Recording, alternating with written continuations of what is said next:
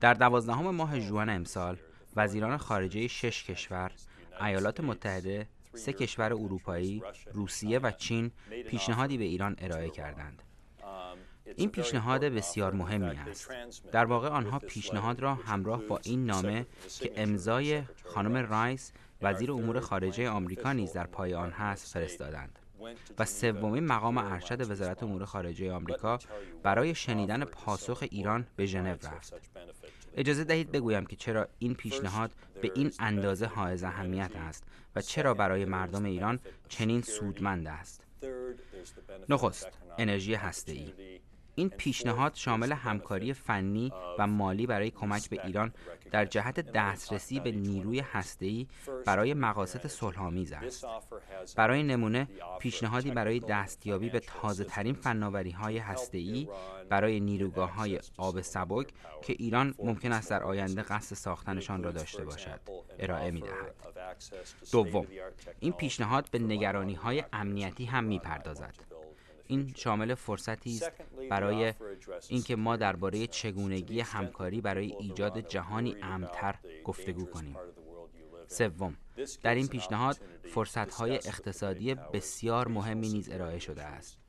شاید این پیشنهادها برای مردم ایران که امروز در جستجوی کار و نگران تورم هستند بسیار متقاعد کننده باشد.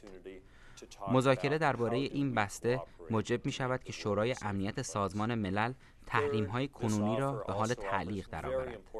این بسته عادی شدن روابط بازرگانی را امکان پذیر خواهد کرد و راه را برای ورود ایران به سازمان بازرگانی جهانی خواهد گشود. این بسته بانک‌ها و شرکت‌های تجاری را برای سرمایه‌گذاری در ایران تشویق می‌کند. این بسته در برگیرنده پیشنهاد همکاری در بخش‌هایی مانند راه و ترابری، مخابرات و کشاورزی است. سرانجام این بسته عرضه کننده احترام است و من می‌دانم احترام چیزی نیست که مثل یک شغل قابل لمس باشد، ولی حائز اهمیت است. ایران کشور بزرگی است. این 6 وزیر امور خارجه گفتند که حاضرند به طور برابر با همتای ایرانی خود بنشینند و درباره این پیشنهاد گفتگو کنند. هدف نهایی ما تغییر روابط میان کشورهای خودمان و کشور شماست.